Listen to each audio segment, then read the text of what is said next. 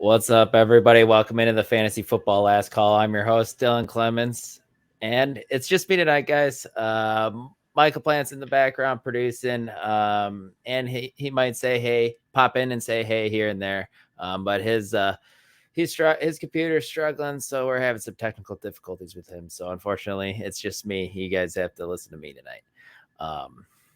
But before we jump into the games, please smash the like button. Please subscribe to the Fantasy Six Pack YouTube channel if you don't already, and head on over to fantasy6pack.net/plans and check out the plans that we got and the memberships.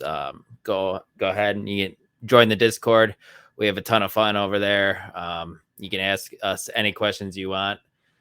And then you get access to our award-winning rankings, and we have a bunch of guys in the top 30 in the Fantasy Pros Expert Consensus contest. So, but without further ado, guys, let's jump into it. And I'm going to start here with the first game of the night: the New Orleans Saints beating the Los Angeles Rams 27-20. Andy Dalton throws 3 touchdowns. Good fantasy day. So if you played him in DFS, you had a good day. 22 fantasy points. His 3 touchdowns were thrown to Chris Olave, 1 to him. Juwan Johnson caught another, and Jarvis Landry saved his day, catching a touchdown as well. Jumping over to the Rams side of things, we had Matthew Stafford throw 2 touchdowns, 14 fantasy points, but did get knocked out of the game once again with a concussion, and he is back in protocol. So we saw some Bryce Perkins. We saw Cam Akers lead this backfield with 14 attempts for 61 yards. And then you had Allen Robinson catching a touchdown and Tutu Atwell catching a bomb touchdown from Matthew Stafford before he was injured. And then you had Tyler Higbee getting 8 targets, catching 4 of them for 8.5 fantasy points. So if you started him, we're at the wasteland at tight end. We're okay with that. But this offense is bad, guys, and without Cooper Kupp, it's just even worse. And hopefully Stafford can come back. But yeah, jumping back to the Saints part of it, Alvin Kamara kind of disappointed. He was okay. He had 13 fantasy points, but it's great to see Chris Olave catching a bomb for 102 and a touchdown as well. So he's definitely starter worthy as we get deeper into this season. The next game we got here, the Washington Commanders beat the Houston Texans 23-10. This game wasn't even close from the beginning. And after it, man, Taylor Heineke was named the starting quarterback. He didn't do anything special, 15-27 for 191. Curtis Samuel got the rushing touchdown. Antonio Gibson led this backfield with 18 carries for 72 yards. He finished with 13 PPR points, so you were happy if you started him. Terry McLaurin caught 4 of his 7 targets. He was all right. But other than that, not much from this offense. Logan Thomas caught 5 for 65. It was all right. And then jumping over to the Texans side of things, guys, it wasn't good, man. Davis Mills throwing 2 picks. Dameon Pierce, 10 attempts for only 8 yards. The offensive line really struggled today. Brandon Cook did catch a long pass. He had 3 for 70, which kind of salvaged his day for 10 PPR points. But yeah, my biggest takeaway from this one is Houston got down right away, and Dameon Pierce really couldn't do anything, and that makes me nervous the rest of the season because they're going to be losing in every single game. He had been good up until that point in losing efforts, but that's just something I'm worried about because I am a Dameon Pierce owner. Jumping into the next game, guys, this one was interesting one to say the least. The Eagles squeaked out a victory 17-16 against the Indianapolis Colts. Jalen Hurts was okay. He threw 1 touchdown. And he also rushed one in for on the ground and had 86 yards on the ground as well. So he had 24.2 fantasy points. And then you had Devonta Smith catching 6 passes, AJ Brown catching 5. So they had okay days, but this offense was just kind of a slog. And Miles Sanders disappoints once again. Back-to-back weeks for him. And yeah, Matt Ryan and the Colts, 8 fantasy points, bad day for him, but it was a good day for Jonathan Taylor, guys. Back-to-back great weeks for JT. 22 attempts, 84 yards. and a touchdown, and he caught 3 of his 4 targets for 16.4 fantasy points. So you're happy with his output the last 2 weeks. Michael Pittman led this team with 6 catches, 75 yards, and Paris Campbell was serviceable once again with 11 PPR fantasy points. But my biggest takeaway from this, man, is Miles Sanders is really starting to struggle these last few weeks because this offense has struggled. You know, they're not rolling and they're not jumping out to these big leads where you can just lean on him. But yeah, that's just something to keep an eye on moving forward. And JT's back, guys. JT is back. Jumping to our next game, we got the Chicago Bears losing to the Atlanta Falcons, unfortunately, 27-24. Justin Fields did his thing once again, scoring 23 fantasy points. He had 85 yards on the ground, 1 touchdown through the air as well, and 1 on the ground. David Montgomery, you started him. You were happy, 17 for 67 and a touchdown, and caught all 3 of his targets for 21 PPR points. Darnell Mooney catching a touchdown, so it was a good day for him. And Cole Quebec caught 3 of his 4 targets. Something to keep an eye on. Justin Fields was holding his shoulder, and his legs were bothering him towards the end of this game too. So it's just something to keep an eye on moving forward. And if Justin Fields is out, this offense is going to be awful, and you're not going to want to start anybody but David Montgomery. But jumping over to the Falcons side of things, Marcus Mariota, man, he threw a touchdown early, had a pedestrian day, 17 fantasy points. Then you had Tyler Algier leading this backfield with 55 yards. Cordero Patterson had 52 yards, but also returned a kick return for a touchdown. So maybe your leagues give you points for that. Maybe they don't. I'm not sure. Kyle Pitts caught 3 of his 5 targets for 43 yards. Did go out with an injury. Eddie Jackson came just flying in and drilled him at his legs, and it was called a knee injury. It's something to keep an eye on. Hopefully he can power through, but really nobody else in this offense did anything. But my biggest takeaway from this Falcons team is the backfield is kind of a mess now with Cordero back. And Tyler Algier is eating into it as well, obviously. Cordero did have the most attempts with 10, and Algier had 8, but they cap each other's upside for sure. You know, it's not great. Not great for fantasy. But jumping into the next game of kind of the way the Giants have been playing this year. The Lions win 31-18, and Jared Goff didn't have to do anything. 6.5 fantasy points, man, nothing. But Jamal Williams is the story of this offense once again, scoring 3 rushing touchdowns. DeAndre Swift also found the end zone, saving his day. He had 12 PPR points. Amon-Ra St. Brown caught 7 for 76, so he was serviceable in PPR formats, and that's really about it, man. Jamal Williams just vulturing touchdowns from DeAndre Swift. That's just it is what it is, and it's not going to change, I don't think, anytime soon. Jumping over to the Giants side of things, they were down mostly this whole entire game, and that's not something they're used to. We saw Daniel Jones turn the ball over again, something that he hasn't done all season. He threw 2 interceptions, did throw for season high 341 yards though, and a touchdown, and added 50 yards on the ground and a touchdown there as well for 26.6 PPR points. And then we have Saquon Barkley. He struggled, man. 15 attempts for 22 yards. Only catching 2 of his targets for 5.5 PPR points. He really killed your teams today, unfortunately. Wan'Dale Robinson caught 9 for 100, but it sounds like he suffered a bad knee injury. So hoping for the best for him, and hopefully he escaped with no harm, but it's not sounding good. And then you saw Darius Slayton saw 10 targets, caught 5 of them for 86 yards.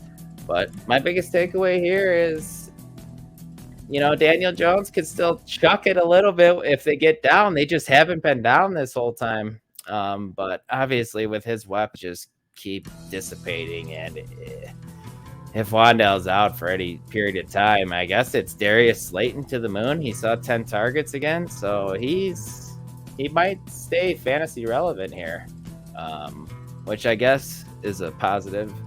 But our next game, guys, this one was just crazy. 10-3 New England victory. Zach Wilson, let me just read you the stat line. 9 for 22 for 77 yards. He was sacked 4 times and finished with 5 fantasy points, guys. They had more punts than completions today. I saw that on Twitter scrolling through somewhere. Michael Carter, awful day as well. This whole offense just couldn't get going. And nobody is even really worth mentioning. Their highest scorer on the day for fantasy points was Zach Wilson, guys, at 5.7 fantasy points. Yikes.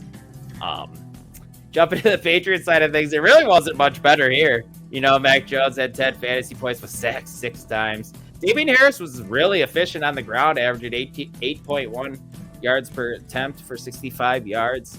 And then you have Ramondre Stevenson. He was not efficient on the ground, 15 for 26, but he did his work in the passing game. Catching all 6 of his targets, finishing with 14.2 PPR points. Jacoby Byers was okay, 9 PPR points. So all in all, you were happy with Stevenson. You were happy with Damian Harris's 11 PPR points if you were playing him as well. But that's really about it. And guys, this game was won with a punt return touchdown towards the end of the game. With I think there was like 20 seconds left on the clock. 5 seconds. Just absolutely insane. Why don't you just punt it out of bounds right there, Salah? Why are you punting to the guy and even giving it a chance? I don't understand. But anyways, jumping into the next game. This one was a barn burner as well. Baltimore winning 13-3. Starting with the Panthers, Baker throws 2 interceptions. Wasn't good. I did write about Foreman in my sit article as my sit running back, and he was bad today. Only 2.4 fantasy points, but it wasn't because they got blown out. That's why I thought it was going to happen. That wasn't the case. Obviously, Baltimore win it 13-3, but nobody really in this offense to write home about at all. Jumping over to the Ravens side of things, we have Lamar Jackson finishing with 16.5 fantasy points. Not great, Bob.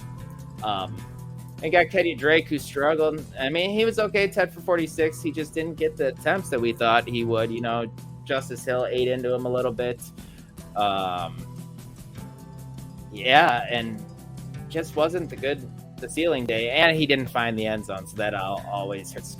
But Demarcus Robinson for this wide receiver core blew up today, catching all 9 of his targets for 128.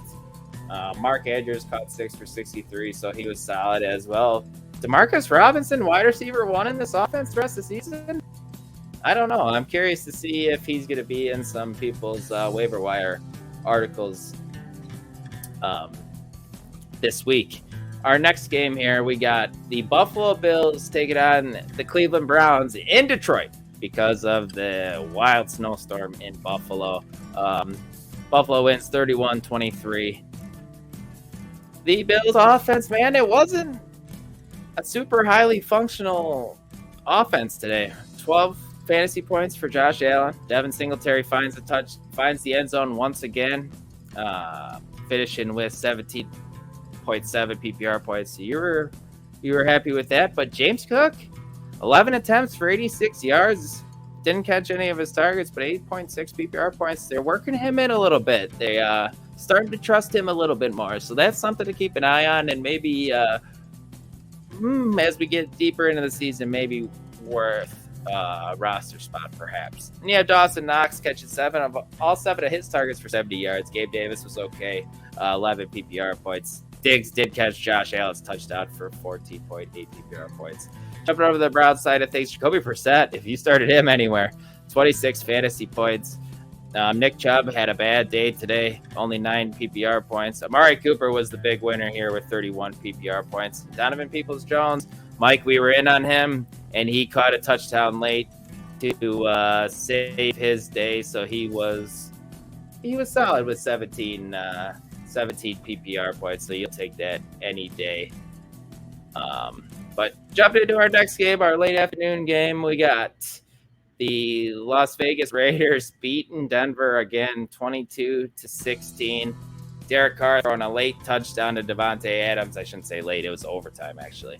But Derek Carr threw 2 touchdowns, 20 fantasy points. Josh Jacobs had a good day too, 16 fantasy points. 19 fantasy points. My apologies. And Devontae Adams was just a stud. 7 catches, 141, and caught both of Derek Carr's touchdowns.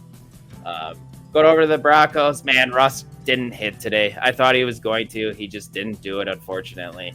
10 PPR points, 10 fantasy points. Then you got Latavius Murray leading this backfield, 17 attempts, 1 touchdown, 13 fantasy points. And he had 17 PPR fantasy points. My apologies. Melvin Gordon fumbles at the goal line once again. He didn't lose it, which was good, but he lost snaps after that. That's why you saw Murray with 17. And then Cortland Sutton had a solid day like we anticipated, catching 5 for 80. So he had a solid day. Kendall Hinton, 3 for 57, blah, blah, blah, blah, blah. Melvin Gordon was still okay with 12 PPR points. My biggest takeaway is Russ is never going to cook. He's never going to cook. And then the 3 guys, Foster Moreau, we thought he was going to be okay, and he only saw 3 targets for the Raiders, too, and caught one of them for 33 yards. So it's just the big 3 in Las Vegas with Carr, Jacobs, and Adams moving forward. And this next game is just a shocker of a game. Dallas going into Indianapolis and trouncing them 40-3. I said that, 40-3. Dak Prescott, 20 fantasy points. Tony Pollard had the huge day with 36.9 PPR points. Zeke also found the end zone twice, 16 fantasy points. Good day. Lamb, 5 for 45. Quiet day from him. It was a Tony Pollard show in this one. It really was. Zeke found the end zone on some short goal line work. That's usually what happens. This is Tony Pollard's backfield. And they both, I don't know the snap counts, but I bet Pollard played more, and both these guys are serviceable together. But jumping over to the Vikings side of things, there really isn't much to talk about. Kirk had 2.2 fantasy points. Ugh. Delvin Cook, 11 for 72, 7.2 fantasy points. Not a good day. Not a good day for him either. TJ Hockenson caught 5 of 9. This whole offense, Justin Jefferson, 3 for 33. You just crumple up the paper and throw this game away. It was not good of the Vikings side of things, but it's great from Dallas. The last game we got here, the Cincinnati Bengals. This one was great. Finally, we had a great game today. The Bengals win at 37-30. Joe Burrow threw 4 touchdowns. He did throw 2 interceptions. One was an incredible play by TJ Watt, but Burrow still had 28 fantasy points. Samaje Perine getting 3 touchdowns, finished it with 30 PPR points. Congrats if you started him. Unfortunately, Joe Mixon did get knocked out with a possible concussion, so hopefully he's good to go, feeling healthy for next week. T. Higgins has a huge day, catching 9 for 148, saw 13 targets, 23.8 PPR points. Tyler Boyd was kind of quiet, and then Irwin caught the other touchdown. And then we finally see Pittsburgh offense blow up a little bit. Kenny Pickett throws 1 touchdown, 16 fantasy points. Najee Harris, 2 touchdowns, one where he jumps over the guy to get in the corner of the end zone. It was just sweet. He finishes with 27 PPR points. Just a great day for him. George Pickens, my man, 1 touchdown, catching 4 of his 6 targets for 83 yards. Moose Band led the team in targets with 12. And then you had Deontay Johnson bringing up the rear, and it was not a good day for him. Not a good day. Only, what was it here? 6.2 PPR points. Still hasn't finished higher than a top 23 wide receiver in PPR formats. Not good. Not startable moving forward. I firmly believe George Pickens is the wide receiver you want to own in this Steelers offense, and Pat Freiermuth is an every week starter. But guys, that wraps it up. If you haven't already, please like the video. Please subscribe to the Fantasy Six Pack YouTube channel. We appreciate it. Even if you hit the notifications, you'll get updates for when we go live or when there's a new video that comes in, and we got a ton of content that's still flowing as we move closer to your fantasy playoffs. But if you want to follow me on Twitter, you can follow me at dclemens2222. Thanks for joining me. I will talk to you guys next week. Thanks.